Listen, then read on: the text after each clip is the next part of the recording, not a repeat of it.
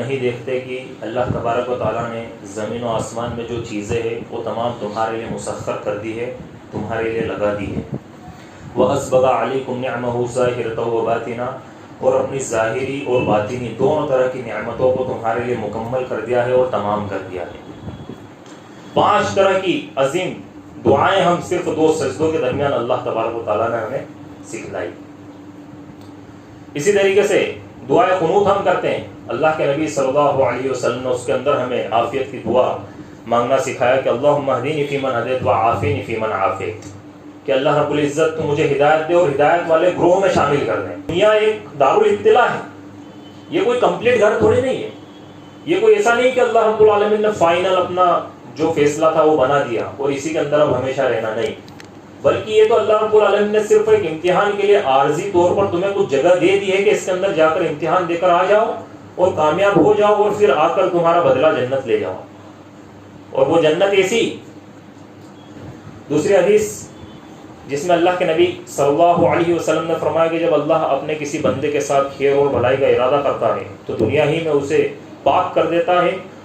اور اس پر آزمائشیں ڈالتا ہے، اس کے اوپر مصیبتیں ڈالتا ہے، یہاں تک کہ وہ بندہ چلتا ہے اور چلتا چلتا وہ گناہوں سے ہلکا ہو جاتا ہے۔ جب اللہ کے پاس جاتا ہے تو اس حالت میں جاتا ہے کہ وہ گناہوں سے پاک ہو جاتا ہے۔ جب ایک انسان کے اوپر آج آپ دیکھ لیجئے غزہ کے اندر جو مسئلہ چل رہا ہے، الحمدللہ نحمدہ ونستعینہ ونستغفرہ ونعوذ باللہ من شرور انفسنا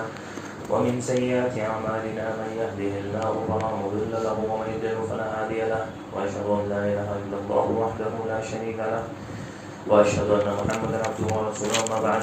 فان خير الحديث كتاب الله وخير الهدي هدي محمد صلى الله عليه وسلم وشر الامور محدثاتها وكل محدثة بدعة وكل بدعة ضلالة وكل ضلالة في النار۔ أعوذ بالله السميع العليم من الشيطان الرجيم، بسم الله الرحمن الرحيم، يا أيها الذين آمنوا اتقوا الله حق تقاته ولا تموتن إلا وأنتم مسلمون،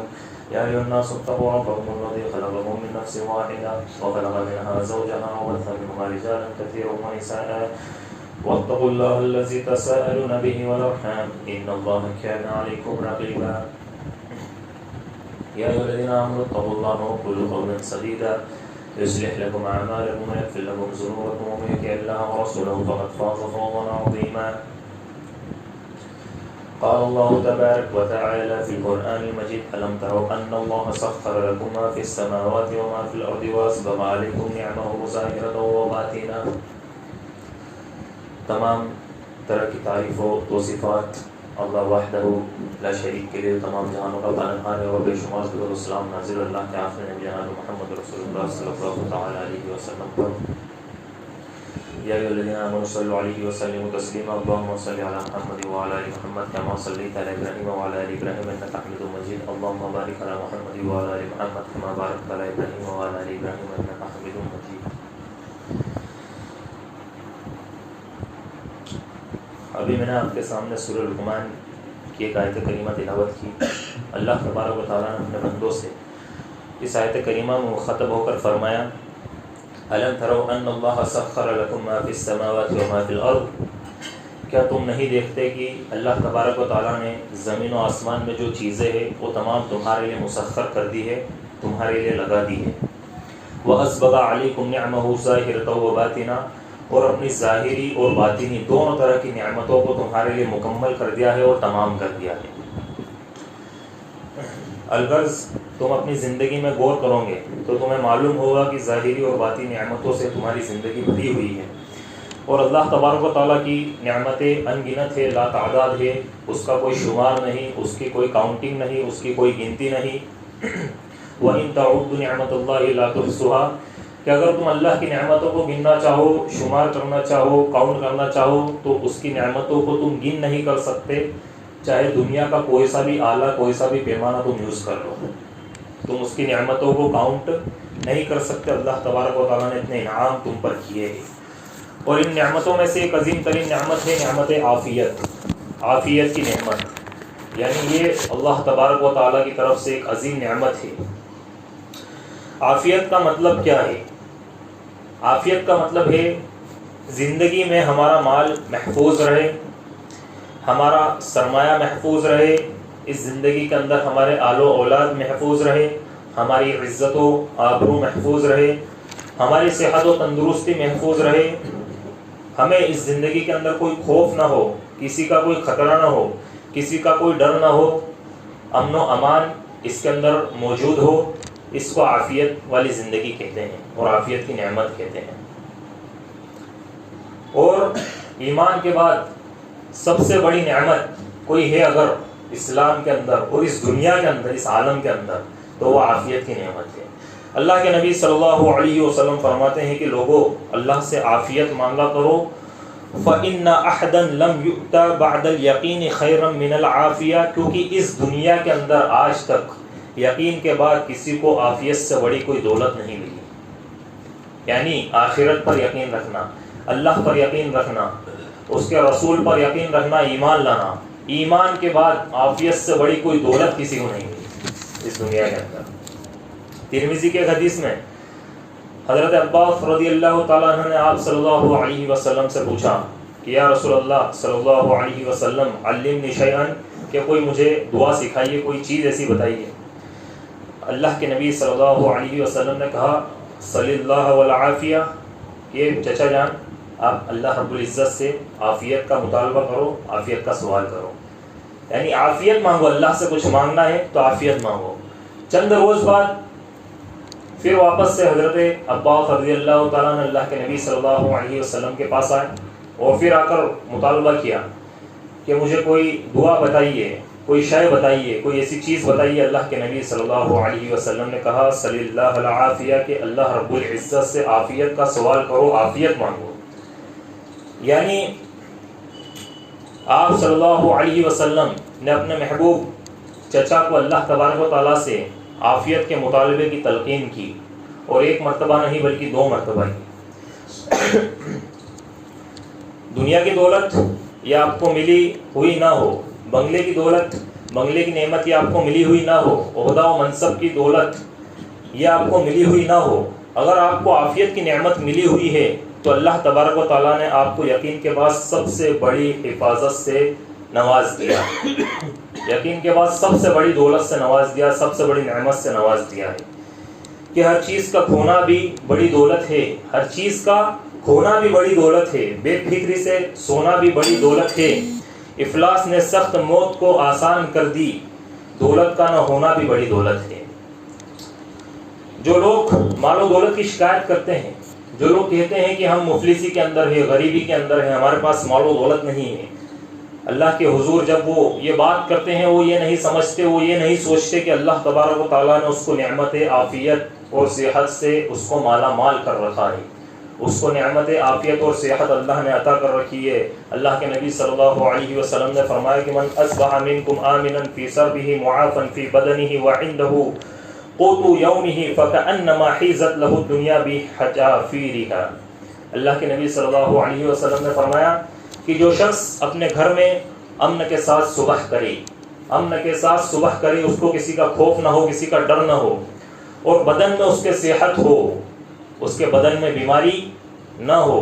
ایک دن کا کھانا اس کے پاس موجود ہو، تو دنیا اس کے گھر میں خزانوں کے سمیت اللہ تبارک و تعالیٰ نے اویلیبل کر دی، موجود کر دی۔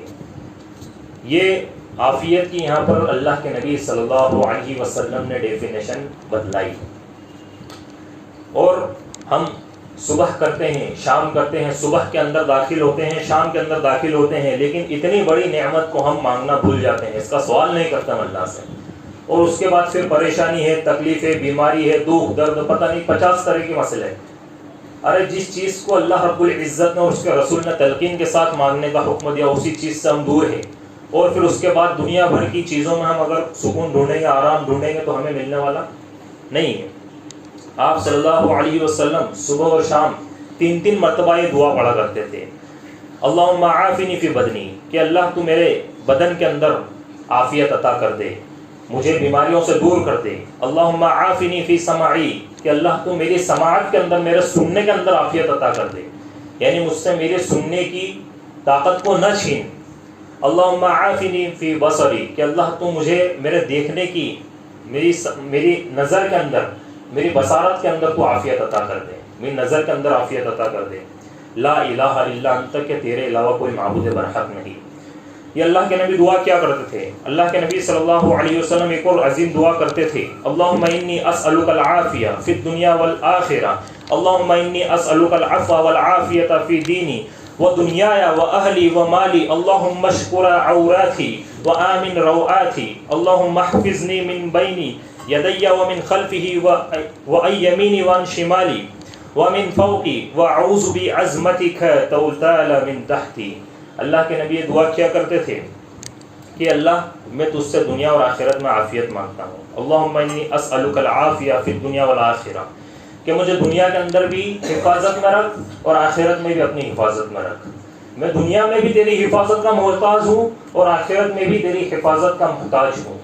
مجھے دنیا کے اندر بھی سلامتی کے ساتھ رکھ اور آخرت کے اندر بھی مجھے سلامتی کے ساتھ رکھ۔ اللہم انی اسألک العفو والعافیہ، کہ اللہ میں تجھ سے عفو و درگزر کا سوال کرتا ہوں کہ مجھے عفو و درگزر کرنے والی صلاحیت عطا فرما دے، کہ میں چیزوں کو چھوڑ دوں، بھول جاؤں، میں چھوٹی موٹی چیزوں پر لڑائی جھگڑا نہ کروں،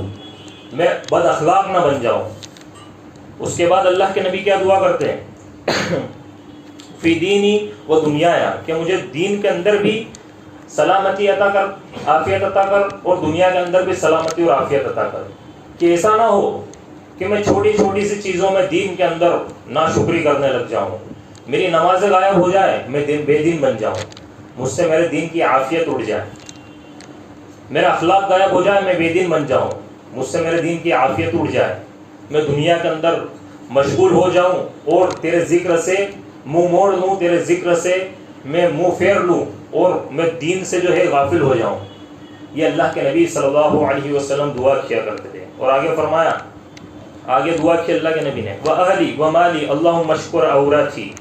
کہ میرے اہل و عیال کو تو اپنے حفظ و امان میں رکھ، ان کو عافیت میں رکھ، میرے مال و دولت کو، میرے کاروبار تجارت کو تو عافیت میں رکھ۔ اللہم اشکر عوراتی، کہ اللہ رب العزت تو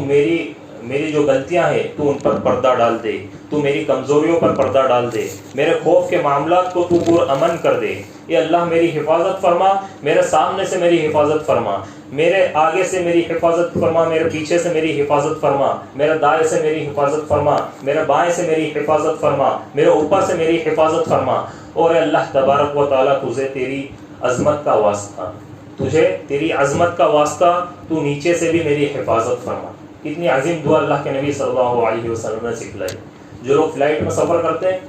انہیں معلوم ہے، ایک ڈر ہوتا ہے دماغ کے اندر کہ کہیں نیچے سے کوئی مصیبت نہ آ جائے، کوئی پریشانی نہ آ جائے، فلائٹ کریش ہو کر نیچے نہ گر جائے۔ تو اس وقت اللہ کے نبی صلی اللہ علیہ وسلم نے یہ جو دعا سکھلائی کہ اللہ تجھے تیری عظمت کا واسطہ کہ تو میری نیچے سے بھی حفاظت فرما۔ اسی طریقے سے نماز میں بھی ہمیں کہا گیا کہ عافیت مانگو، عافیت کا مطالبہ کرو۔ اللہم اغفر لی وارحمنی وہدینی وعافینی وارزقنی۔ دونوں سجدوں کے درمیان ہم کیا دعا کرتے ہیں اللہ تبارک و تعالیٰ سے؟ کیا دعا کرتے ہیں؟ ہم دعا کرتے ہیں کہ اللہ تو ہماری مغفرت فرما دے، اللہم اغفر لی، تو ہمارے گناہوں کو معاف کر دے، وارحمنی، تو ہمارے اوپر رحم کر، تو رحم کرنے والا ہی، وہدینی، تو ہمیں ہدایت دے دے، تو ہمیں ہدایت عطا کر، وعافینی، اور تو ہمیں عافیت اور صحت اور تندرستی عطا کر دے۔ کیا عطا کر دے؟ عافیت اور صحت اور تندرستی عطا کر دے، وارزقنی، اور تو ہمیں رزق عطا کر دے۔ 5 طرح کی عظیم دعائیں ہم صرف 2 سجدوں کے درمیان اللہ تبارک و تعالیٰ نے ہمیں سکھلائی۔ اسی طریقے سے دعائے قنوت ہم کرتے ہیں، اللہ کے نبی صلی اللہ علیہ وسلم نے اس کے اندر ہمیں عافیت کی دعا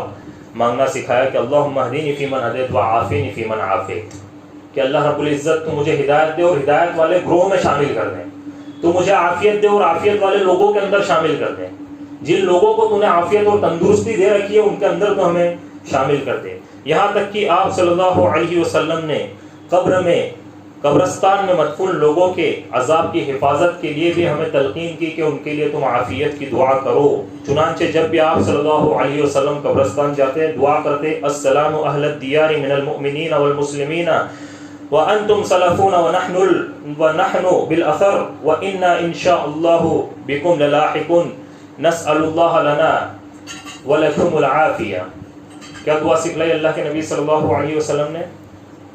کہ اے قبر والوں، تم پر اللہ تبارک و تعالیٰ کی سلامتی ہو، تم میں جو مومن ہیں، جو مسلمان ہیں، ان تمام پر اللہ تبارک و تعالیٰ کی سلامتی ہو۔ انتم سلفون ونحن بالاثر، کہ تم پہلے چلے گئے، ہم تمہارے بعد آنے والے ہیں۔ وَإِنَّا إِن شَاءَ اللَّهُ بِكُمْ لَلَاحِقُونَ، اور اللہ تبارک و تعالیٰ نے چاہا تو انشاءاللہ ہم بہت جلد تم سے آ کر ملنے والے ہیں۔ نسأل اللہ لنا ولکم العافیہ، کہ ہم اللہ سے مطالبہ کرتے ہیں، ہم اللہ سے سوال کرتے ہیں کہ اللہ ہمیں بھی سلامتی عطا کرے، عافیت عطا کرے، اور اللہ تمہیں بھی سلامتی اور عافیت عطا کرے۔ یہ دعا اللہ کے نبی نے سکھلائی۔ تو یاد رکھیے کہ عافیت یہ دنیا کی ضرورت ہے، عافیت یہ قبر کی ضرورت ہے، عافیت یہ برزخ کی ضرورت ہے، عافیت یہ آخرت کی ضرورت ہے، اور دوبارہ زندہ ہونے کے بعد کل قیامت میں بھی عافیت کی ضرورت ہے۔ کہ یہاں پر اللہ کے نبی نے آخرت میں بھی عافیت کی دعا مانگی کہ ہمیں آخرت کے اندر بھی عافیت عطا فرما۔ اور حد تو یہ ہے کہ جنگ اور جہاد میں بھی اللہ کے نبی صلی اللہ علیہ وسلم نے عافیت کا مطالبہ کیا۔ پیارے نبی کریم صلی اللہ علیہ وسلم صحابہ کرام کے ساتھ جہاد کے سفر پر ہے، اور صحابہ کرام کو تلقین کر رہے ہیں کہ لا تتمنوا لقاء العدو واسأل اللہ العافیہ، کہ اے میرے صحابہ دشمن سے ملنے کی ملاقات مت کرو، دشمن سے ملاقات کرنے کی تمنا مت پالو، بلکہ اللہ سے عافیت مانگو، اللہ سے عافیت مانگو کہ بغیر جنگ کے مسئلہ حل ہو جائے۔ تو جیسے یہ نعمت مانگنے کی ہے، یہ اللہ رب العالمین سے پوچھنے کی ہے، یہ اللہ رب العالمین سے مطالبہ کرنے کی ہے، ویسے ہی ایک مومن کی زندگی میں اس کے زائل ہو جانے کا بھی ڈر لگا رہتا ہے کہ کہیں یہ نعمت زائل نہ ہو جائے، کہیں ایسا نہ ہو کہ یہ انعام ہمارے ہاتھ سے نکل جائے، یہ نعمت ہمارے ہاتھ سے نکل جائے، یہ صحت و تندرستی ختم ہو جائے، یہ صحت و تندرستی کا سایہ ہمارے سر پہ سے ہٹ جائے،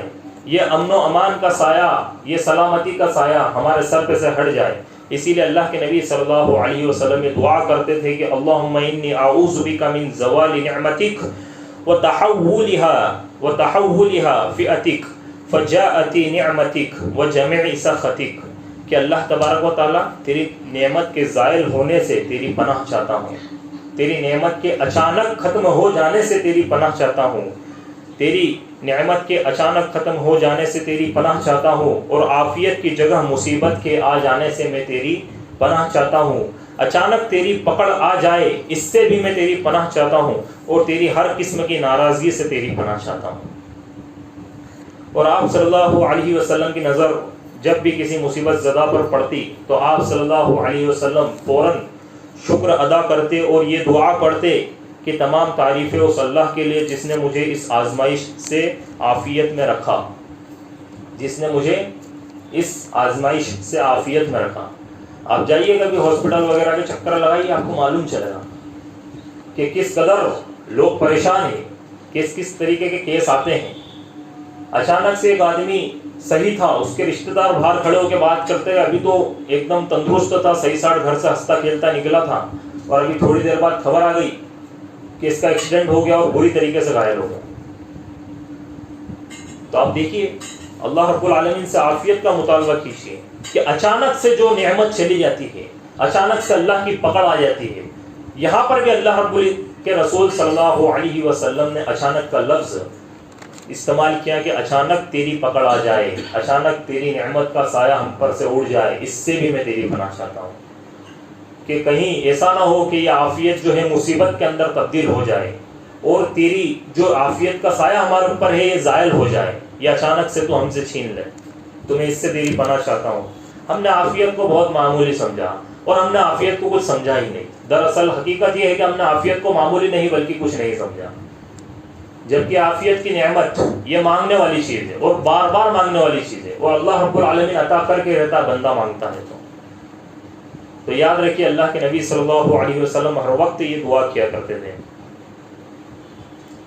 اسی طریقے سے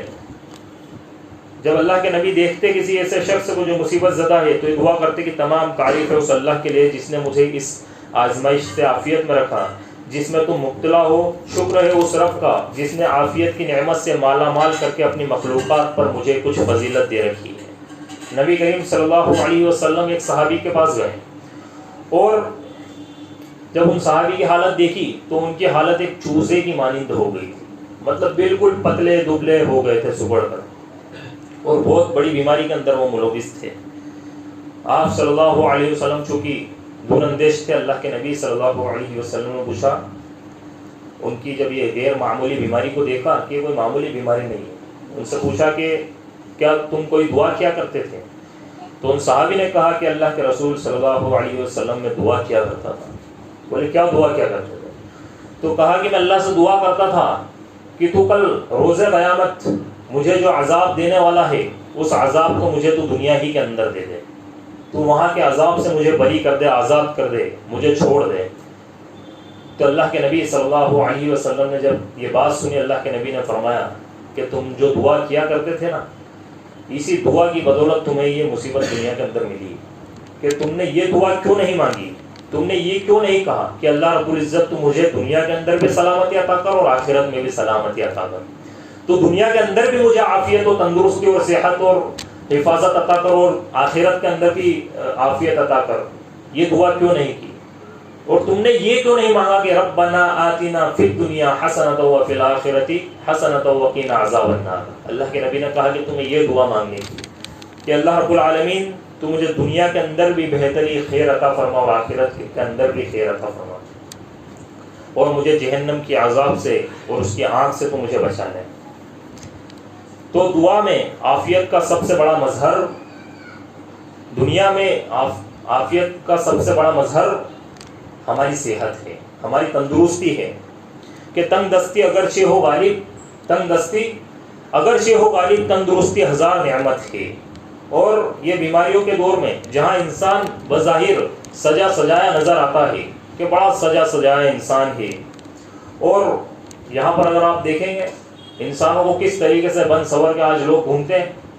لیکن حقیقت یہ ہے کہ انسانوں کی میجورٹی, انسانوں کی اکثریت بیمار ہے اور بیماریوں کے اندر ملوث ہے. انسانوں کی اکثریت بیمار ہے, وہ عافیت کی نعمت سے دور ہے. ظاہر میں یہ جو انسان سدھرا ہوا نظر آتا ہے یا اندر سے بالکل کھوکھلا ہے, بلا مبالغہ کہا جائے تو انسانیوں کی اکثریت آج بیماروں کی ہے. اور ایسے میں کسی کو اگر صحت ملی ہوئی ہے, تندرستی ملی ہوئی ہے, تو یہ اللہ تبارک و تعالیٰ کی طرف سے اس کے لیے ایک بڑی نعمت ہے. نبی کریم صلی اللہ علیہ وسلم نے فرمایا دو نعمتیں ایسی ہیں لوگوں کے پاس کی اکثر لوگ اس سے فائدہ نہیں اٹھاتے, اکثر لوگ اس سے فائدہ نہیں اٹھاتے, اس کی ناقدری کرتے ہیں. پہلی چیز ہے صحت اور تندرستی, اور دوسری چیز ہے خالی وقت. یعنی جب صحت ایک انسان کے پاس رہتی ہے وہ اس کے اندر اس وقت کو ضائع کر دیتا ہے, اس سے فائدہ نہیں اٹھاتا, صحت سے فائدہ نہیں اٹھاتا, جو کام اس وقت کرنا چاہیے وہ نہیں کرتا, اور پھر ایک وقت آتا ہے کہ صحت چلی جاتی ہے. ایک انسان کے پاس خالی وقت ہوتا ہے, خالی وقت کو ایک انسان ضائع کرتا ہے. اور اللہ کے نبی نے فرمایا کہ اکثریت لوگوں کی ان دو نعمتوں کی ناقدری کرتی ہے, ان دو نعمتوں کو نہیں سمجھتی. عربی زبان کی ایک کہاوت ہے, اس سے آپ کو صحت و تندرستی کا پتہ چلے گا. اس کا اردو ٹرانسلیشن یہ ہے کہ صحت و تندرستی ایک ایسا تاج ہے, صحت اور تندرستی ایک ایسا تاج ہے کہ جو صرف مریضوں اور بیماروں کو صحت مندوں کے سر پر رکھا ہوا نظر آتا ہے. صحت مند کو صحت مند کے سر پر رکھا نظر نہیں آئے گا, یا خود بندہ صحت مند ہے وہ آئینے کے سامنے کھڑا ہوگا اس کو نظر نہیں آئے گا, بلکہ جو مریض ہے, جو بیمار ہے, جو پریشان حال ہے, جو تکلیف میں ہے, اس کو اس کے سر پر وہ تاج رکھا ہوا نظر آئے گا کہ اللہ رب العزت نے اس کو صحت اور تندرستی عطا کیا. آج میرے پاس مال و دولت ہے, محلات ہے, بنگلو ہے, سب کچھ ہے, لیکن میں اس کا مقابلہ نہیں کر سکتا صحت و تندرستی. میرے پاس بڑی بڑی نعمتیں, کھانے کی نعمتیں, خریدنے کا پیسہ ہے, لیکن مجھے کھانے کے لیے منع ہے, میں نہیں کھا سکتا. لیکن وہ شخص جھوپڑ پٹی کے اندر رہ رہا ہے, جو جس کے گھر پر چھت نہیں ہے, لیکن اللہ رب العالمین نے اسے فٹ رکھ رکھا ہے, اسے صحت و تندرستی عطا کی ہے, اسے عافیت کی نعمت عطا کی ہے. تو یاد رکھیے کہ جو عافیت کی نعمت اللہ رب العالمین نے جو عطا کی ہے, اس سے بڑی دولت کچھ نہیں. کیونکہ خود اللہ کے نبی نے کہا کہ یقین کے بعد, ایمان کے بعد اگر سب سے بڑی دولت کوئی ہے اس دنیا کے اندر تو وہ دولت ہے عافیت کی دولت, اور کسی کو آج تک اس سے بڑی دولت یقین کے بعد نہیں ملی. اسی طریقے سے حضرات, دنیا یہ دارالابتلاء ہے, یہ دارالامتحان ہے. یہاں پر اللہ رب العالمین آزماتا ہے, آزمائش لیتا ہے, بیمار کرتا ہے, بیماریوں کے اندر ڈالتا ہے، مصیبت دیتا ہے، مصیبتوں کے اندر اللہ رب العالمین گرفتار کرتا ہے، اس کے اندر ایک انسان کو ڈال دیتا ہے، انسان پریشان ہو جاتا ہے. کیوں؟ کیونکہ یہ دنیا ایک دارالابتلاء ہے، یہ کوئی کمپلیٹ گھر تھوڑی نہیں ہے، یہ کوئی ایسا نہیں کہ اللہ رب العالمین نے فائنل اپنا جو فیصلہ تھا وہ بنا دیا اور اسی کے اندر اب ہمیشہ رہنا. نہیں، بلکہ یہ تو اللہ رب العالمین نے صرف ایک امتحان کے لیے عارضی طور پر تمہیں کچھ جگہ دے دی ہے کہ اس کے اندر جا کر امتحان دے کر آ جاؤ اور کامیاب ہو جاؤ اور پھر آ کر تمہارا بدلہ جنت لے جاؤ. اور وہ جنت ایسی کہ وہاں پر موت، جس کے تعلق سے پچھلے جمعہ میں بات ہوئی تھی،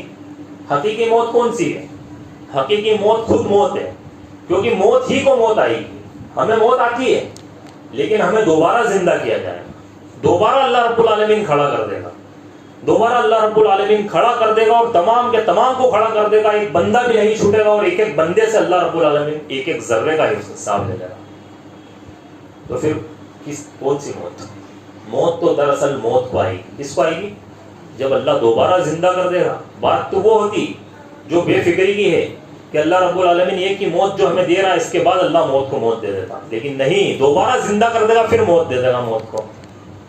تو پھر اس کے بعد موت کس کو آئے گی؟ کسی کو نہیں آئے گی. ہمیشہ کا وقت تو اس جنت کا اللہ رب العالمین نے یہاں پر ہم سے کہا کہ اس کا مطالبہ کرو. یہ جو تمہیں زمین دے رکھی ہے یہ دارالابتلاء ہے، دارالآزمائش ہے، یہ امتحان کا گھر ہے. اس کو ہمیشہ کا گھر، دائمی گھر نہ سمجھو. اور اس کے اندر جا کر اپنا جو ایگزام پیپر تمہیں دیا ہے اس کو جا کر چوز دی کریکٹ آنسر کر کے اور واپس آ جاؤ. اور ہمیں آ کر اپنا یہ جو ہے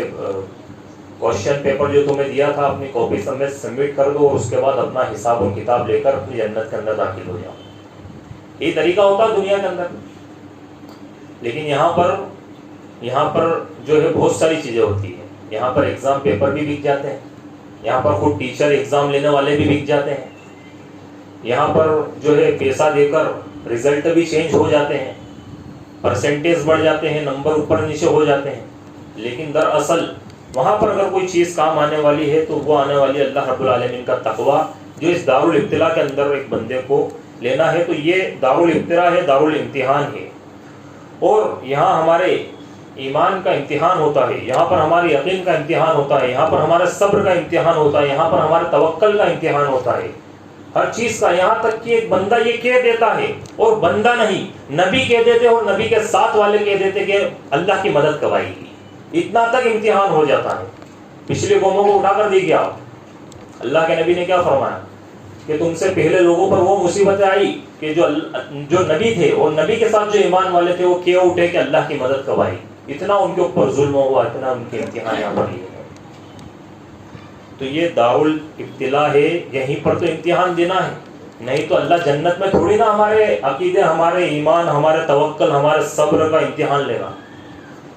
تو اللہ تبارک و تعالیٰ کسی سے وقتی طور پر یا دائمی طور پر اس نعمت کو چھین لیتا ہے، نعمت عافیت کو چھین کر اس کو مصیبت کے اندر ڈال دیتا ہے. چند بات رکھتے ہیں، بات ختم ہو رہا. لہٰذا وہ لوگ جن کی زندگیوں میں تکلیف و پریشانیاں ہیں تو ان کے لیے دو بشارتیں. پہلی،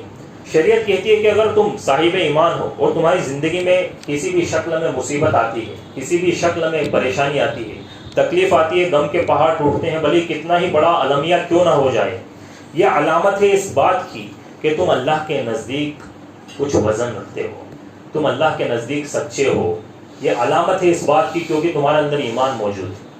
اور اگر بے ایمانی کے ساتھ آزمائش آ رہی ہے، اگر ایک انسان ایمان والا نہیں ہے، اس کا عقیدہ درست نہیں ہے، اللہ کی توحید پر نہیں چلتا، غیر اللہ کی عبادت کرتا ہے اور دنیا کی پرستش کرتا ہے، دنیا میں غیر اللہ کی پرستش کرتا ہے اور دنیا والوں کے سامنے سر جھکاتا ہے، اللہ رب العالمین سے نہیں ڈرتا، دنیا والوں سے ڈرتا ہے، تو یاد رکھیے اگر اس کے اوپر کوئی پریشانی آئے گی تو شریعت کا ایک اس کے اوپر بھی بڑا چیپٹر ہے. اس کا لب لباب یہ ہے کہ اگر اس شخص پر پریشانی آ رہی ہے، تکلیف آ رہی ہے، تو اللہ تبارک و تعالیٰ کی طرف سے پکڑ ہے، عذاب ہے، جو کہ اللہ رب العالمین نے دنیا کے اندر ہی اس کو دیا ہے اور آخرت میں بھی اس کو اگر توبہ نہیں کی تو آخرت کے اندر بھی ہو جائے. لوگ کہتے ہیں کہ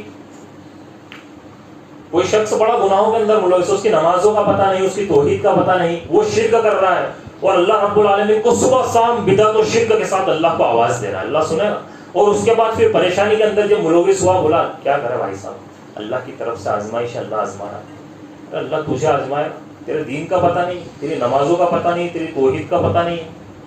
تیرا حلیہ یہود جیسا، تجھے دیکھ کے یہود شرما رہا، اور تیرے گھر کے اندر دین نہیں، تیرے بچوں کی تربیت اسلامی نہیں، تیرے گھر کے اندر پردہ نہیں، اور اس کے بعد تو یہ بات کر رہا ہے کہ اللہ رب العالمین آزما رہا ہے۔ دراصل وہ اللہ آزما نہیں رہا بلکہ اللہ پکڑ کر رہا ہے۔ تو بنیادی بات یہ ہے کہ اگر ہم خالق کائنات مالک ارض و سما کے قانون سے ٹکرائیں گے، ریزہ ریزہ ہو جائیں گے۔ اگر ہم شریعت سے ٹکرائیں گے، ہمارا کوئی وجود نہیں ہے اللہ رب العالمین کے سامنے، ہمارا کوئی وجود نہیں، اس کائنات کا کوئی حیثیت نہیں ہے اللہ رب العالمین کے سامنے۔ اس دنیا کے اندر بڑے سے بڑا شخص جس کے پیچھے لاکھوں لوگ گھومتے ہیں، اس کا کوئی وجود اللہ کے سامنے نہیں۔ اس دنیا کی جاہ و جلال ملکیت کا کوئی وجود نہیں۔ ایک بڑا امپائر کھڑا کر کے اگر کوئی شخص کہے کہ میرا وجود، اللہ اس کو مٹا دیتا ہے، اور ایسا مٹاتا ہے کہ پھر اس کو اگر بعد میں اللہ وحی نازل کرتا ہے تو اس وحی کے اندر بھی شامل کرتا ہے کہ دیکھو ہم نے اس کو صرف مٹایا نہیں بلکہ تم لوگوں کو بھی بتا رہا ہے کہ اگر اس کے نقش قدم پر چلو گے تو اسی طریقے سے مٹا دیے جاؤ گے۔ تو دراصل یہ جو اللہ رب العالمین ہمیں قرآن مجید کے اندر اور اللہ کے نبی صلی اللہ علیہ وسلم احادیث مبارکہ کے اندر اور شریعت محمدیہ صلی اللہ علیہ وسلم ہمیں جو آخرت سے اور اللہ رب العالمین کے عذابات سے ڈراتے ہیں، تو وہ ہمارے فائدے کے لیے۔ ہم یہ نہ سوچیں، ہم انا پہ لے ہی نہیں سکتے۔ اگر میں یہاں سے یہ بات کر رہا ہوں کھڑے ہو کر کہ اللہ رب العالمین پکڑ کرے گا اور ہر گنہگار پکڑا جائے گا اگر وہ بغیر توبہ کے گیا، اور دنیا کے اندر اگر کوئی اکڑ کے اللہ کے سامنے اور اس کے رسول کے سامنے کھڑا ہوگا، اللہ رب العالمین اس کو چھوڑنے والا نہیں۔ تو فائدہ اسی میں ہے کہ چپ چاپ سے اس کی شریعت کے اندر داخل ہو جاؤ۔ تو آپشن اللہ نے رکھے، یہ اللہ رب العالمین کی کائنات ہے، ہماری نہیں۔ یہ ملکیت، یہ گھر، یہ اللہ کا ہے۔ یہ آج سے سینکڑوں سال بعد کسی اور کا ہوگا۔ اللہ رب العالمین نے چاہا تو 10 سال بعد بھی ہو سکتا ہے۔ وہ جو چاہے وہ کر سکتا ہے، وہ ہر چیز پر قادر۔ اللہ رب العالمین قدرت رکھنے والا ہے، زبردست ہے، حکمت والا ہے، غلبے والا ہے۔ تو یہاں پر جو بات چل رہی تھی کہ 2 بشارتیں ہیں اس شخص کے لیے جو مصیبت اور پریشانی کے اندر ہوتے ہیں۔ پہلی یہ کہ علامت اس بات کی کہ تم اللہ کے نزدیک سچے ہو۔ بخاری کی حدیث ہے، وَمَن يُرِيدُ اللَّهُ بِهِ خَيْرًا يُصِيبْهُ مِنْهُ، کہ جس بندے کے ساتھ اللہ کا ارادہ خیر اور بھلائی کا ہوتا ہے، اللہ اس کی زندگی میں مصیبت کو لے کر آتا ہے۔ یعنی خیر اور بھلائی کا ارادہ اللہ رب العالمین کر رہا ہے تو مصیبت کو لے کر آ رہا ہے۔ اور جس بندے کے ساتھ اگر اللہ رب العالمین بھلائی کا ارادہ کر دے، خیر کا ارادہ کر دے، اور اس کی زندگی میں اگر مصیبت آ جائے تو اس سے بڑی اور کیا چیز ہوگی کہ اس کو اس کے اوپر صبر کرنا چاہیے اور شکر کرنا چاہیے اللہ رب العالمین کا۔ اور یہ بات بھی سمجھ لینی چاہیے کہ ان مصیبتوں سے کہیں نہ کہیں اللہ تبارک و تعالیٰ یہ بتا رہا ہے کہ تم اللہ کے نزدیک کچھ نہ کچھ اہمیت رکھتے ہو، وزن رکھتے ہو۔ دوسری حدیث جس میں اللہ کے نبی صلی اللہ علیہ وسلم نے فرمایا کہ جب اللہ اپنے کسی بندے کے ساتھ خیر اور بھلائی کا ارادہ کرتا ہے تو دنیا ہی میں اسے پاک کر دیتا ہے اور اس پر آزمائشیں ڈالتا ہے، اس کے اوپر مصیبتیں ڈالتا ہے، یہاں تک کہ وہ بندہ چلتا ہے اور چلتا چلتا وہ گناہوں سے ہلکا ہو جاتا ہے۔ جب اللہ کے پاس جاتا ہے تو اس حالت میں جاتا ہے کہ وہ گناہوں سے پاک ہو جاتا ہے۔ جب ایک انسان کے اوپر آج آپ دیکھ لیجئے غزہ کے اندر جو مسئلہ چل رہا ہے، کس طریقے سے جو ہے وہاں پر جینوسائیڈ چل رہا ہے، کس قدر جو ہے مظلومیت کے ساتھ لوگوں کو وہاں پر شہید کیا جا رہا ہے، بچوں کو وہاں پر بم سے اڑایا جا رہا ہے۔ ان بموں کا سامنا وہ چھوٹے چھوٹے سے بچے کر رہے ہیں جن کو ہم اپنی آنکھوں سے دیکھ نہیں سکتے، اپنے کانوں سے سن نہیں سکتے، ہم تصور نہیں کر سکتے۔ ہمارے سامنے اگر پھٹے تو ہم اس کو تصور نہیں کر سکتے کہ کس قدر وہ چھوٹے چھوٹے سے بچے۔ ابھی کچھ دن پہلے اسی ہفتے میں 10-12 بچے، بلکہ وہ زیادہ ہوں گے، ایک دن کی رپورٹ ہے کہ ہفتے کی، لیکن یہ بات ہے کہ 10 سے 12 بچے بغیر آکسیجن کے،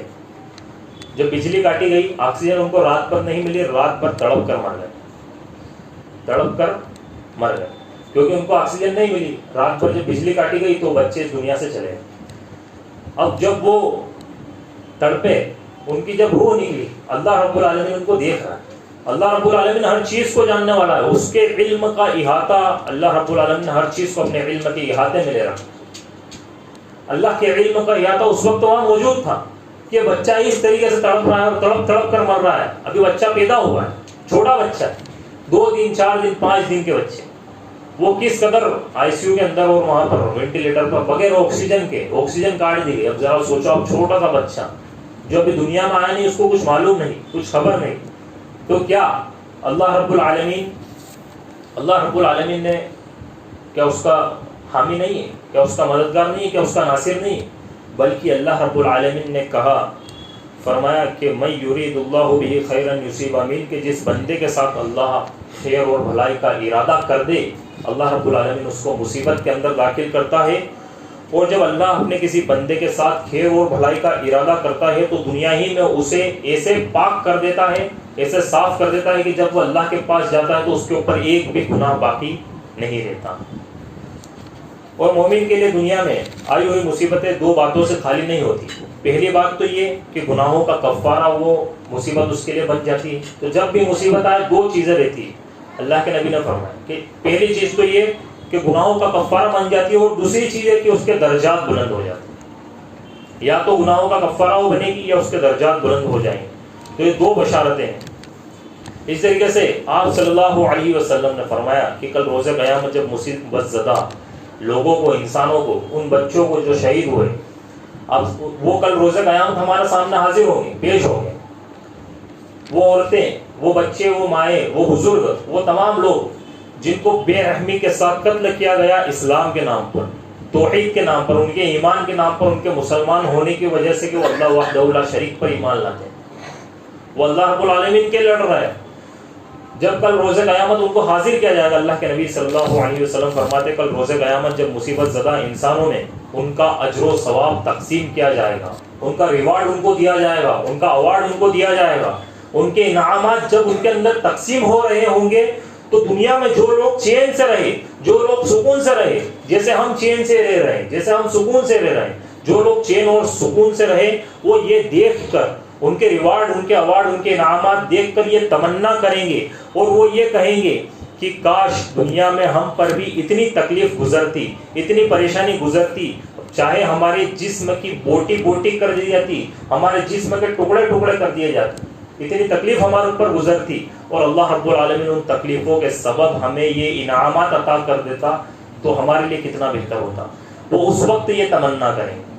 وہ اس وقت یہ آرزو کریں گے اور اپنی زبانوں سے بات کریں گے کہ چاہے ہماری دنیا کے اندر بوٹی بوٹی کر دی جاتی لیکن یہ انعامات اللہ رب العالمین ہمیں عطا کر دیتا. تو اتنے بڑے اللہ رب العالمین ان کو عظیم انعامات سے نوازے کر روزے قیامت. جن لوگوں پر اس دنیا کے اندر مصیبتیں آئی اور جو چین سے رہے وہ وہاں پر کھڑے ہو کر یہ تمنا کریں گے. تو یاد رکھیے اللہ رب العالمین جو ہے وہ علیم ہے، خبیر ہے. اللہ رب العالمین ہمیں عافیت کی نعمت سے مالا مال کر دے اور جو کچھ کہا اور سنا گیا اس پر عمل کرنے کی توفیق عطا فرمائے.